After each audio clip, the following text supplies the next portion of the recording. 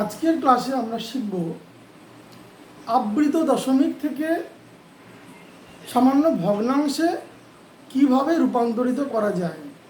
দেখো তোমরা, আমি এখানে লিখে রেখেছি আবৃত দশমিক থেকে সামান্য ভগ্নাংশে রূপান্তর। অর্থাৎ আবৃত দশমিক থেকে সামান্য ভগ্নাংশে আমরা কিভাবে রূপান্তরিত করব, আজকে আমরা সেটাই জানব। এই আবৃত দশমিকগুলো দেখো কেমন হয়। এখানে দেখো 0.54, এই 54 এর মাথার উপরে দেখো দুটো ফোঁটা আছে, এই রকম হয়, আবার এই রকমটা হয়, এই দুই রকম মূলত দেখা যায়। এখানে দেখো কি আছে 0.272, এই দুই রকমেরই আমরা আজকে সমাধান শিখব। তো আমরা আসি প্রথম নিয়মের, কিভাবে সামান্য ভগ্নাংশে আমরা রূপান্তরিত করব। এটাকে কি করব দেখো, সমান সমান দিয়ে টান দেব, ওপরে লিখব 54, আর দেখো এখানে উপরে কতগুলো ফোঁটা আছে, দুটো। এই দুটো ফোঁটার জন্য আমরা নিচে দুটো 9 নেব। ভালো করে বিষয়টা আবার দেখো, আমার অঙ্কটা আছে 0.54, উপরে দুটো ফোঁটা আছে। এবার আমি যেটা করব, যে সংখ্যাটা আছে আমি উপরে সে সংখ্যাটা লিখব, আর উপরে যে দুটো ফোঁটা আছে এই দুটো ফোঁটার বদলে নিচে লিখব দুটো 9। তাহলে আশা করি বোঝা গেল কি করলাম এখানে। তাহলে যতগুলো ফোঁটা থাকবে তার জন্য আমরা কি করব, ততগুলো 9 নেব। এইবার আমরা উপরে আর নিচে একটা সংখ্যা দ্বারাই ভাগ করব। অর্থাৎ যদি আমি উপরে 2 দিয়ে ভাগ করি, আমি নিচেও 2 দিয়ে ভাগ করব। যদি উপরে 3 দিয়ে ভাগ করি, আমি নিচেও 3 দিয়ে ভাগ করব। তাহলে দেখা যাক উপরে কত দিয়ে ভাগ যাবে, নিচে কত দিয়ে ভাগ যাবে। উপরেও দেখো 3 দিয়ে ভাগ যাবে, নিচেও 3 দিয়ে ভাগ যাবে। কি করে দেখো,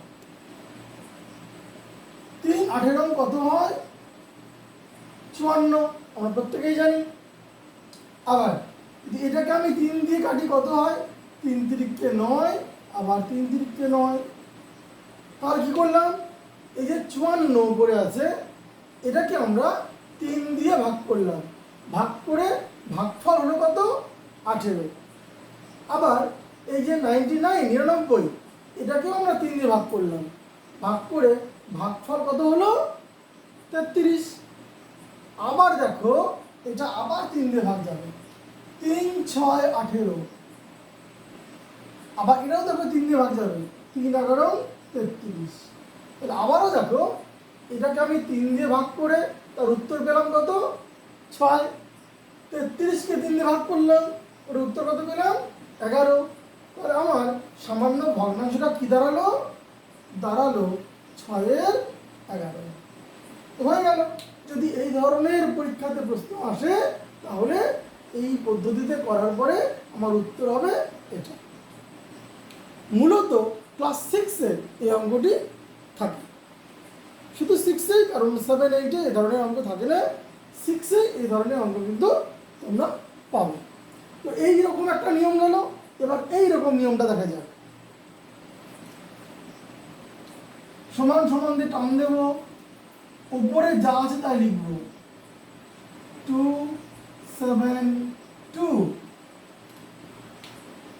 এবার দেখো এখানে ফোঁটা আছে একটা, ওই জন্য আমি কি করবো, একটা নেব 9। আর যতগুলো ঘর আছে, আর যেগুলো সংখ্যাগুলো আছে যাদের উপরে এই ধরনের ফোঁটা নেই, তার জন্য আমি নেব 0। জায়গাটি ভালো করে দেখো, যার উপরে ফোঁটা আছে, মানে একটার উপরে ফোঁটা আছে, তার জন্য একটা নেব 9।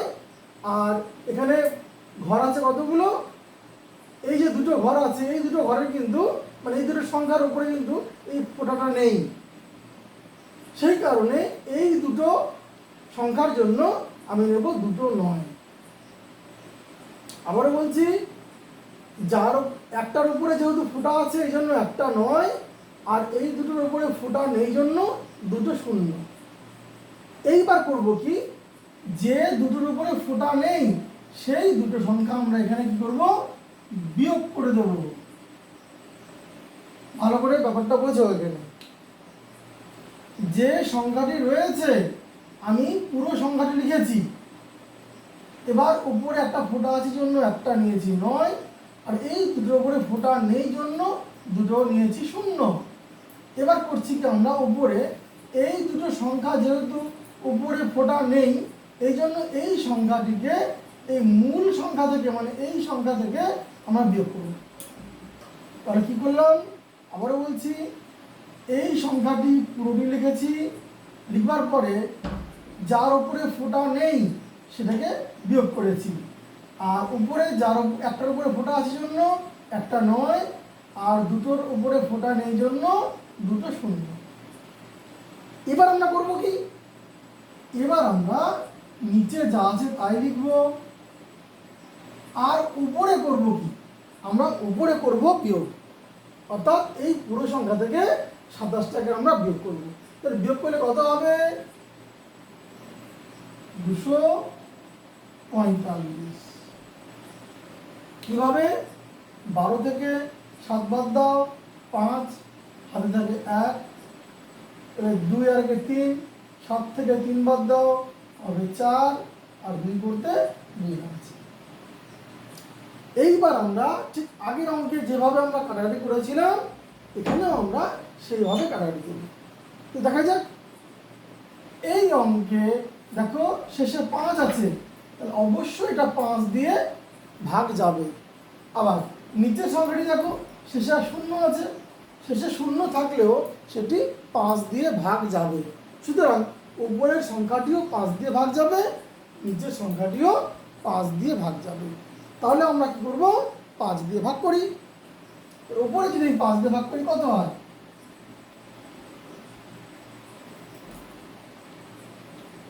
4 5 20, থাকছে 4 5 45, 5 9 45।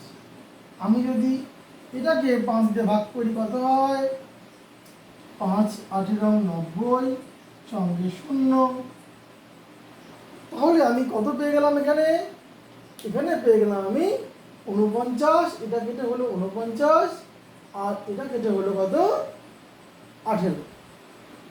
এবার এই দুটো কি আর ভাগ যাবে, তো এটা 2 দিয়ে যাবে, এটা 5 দিয়ে যাবে, কিন্তু এটা শুধুমাত্র 7 দিয়ে যাবে। সুতরাং আমাদের কিন্তু এখানে আর অন্য কোনোভাবে ভাগ যাচ্ছে না, তাই আমরা এটাকেই উত্তর লিখব। এ হয়ে গেল আমার উত্তর। তাহলে কি করলাম, আবারও দেখে নাও, এই যে সংখ্যাটি তার একটার উপরে ফোঁটা আছে, তাই না? তো আমরা করলাম কি, এই পুরো সংখ্যাটাকে এখানে লিখলাম, আর এই একটা ফোঁটার জন্য একটা 9, আর দুটো ঘর ফাঁকা আছে, এই দুটোর জন্য দুটো 0। আবার এই দুটোকে আমরা কি করব, এই মূল সংখ্যা থেকে বিয়োগ করব। তাহলে এখান থেকে বিয়োগ করে হলো 245, নিচে 900 আছে। এবার এটাকে 5 দিয়ে কেটে হলো 49, এটাকে 5 দিয়ে কেটে হলো 180। যেহেতু আর ভাগ যাচ্ছে না এই দুটোর মধ্যে, তাই উত্তর দাঁড়াবে এটি। আশা করি বুঝতে পেরেছো। বুঝতে না পারলে কমেন্টে জানাবে, আমি তোমাদের জন্য আরো অনেক রকম শিখিয়ে নেব। আজকে এ পর্যন্তই। দেখো।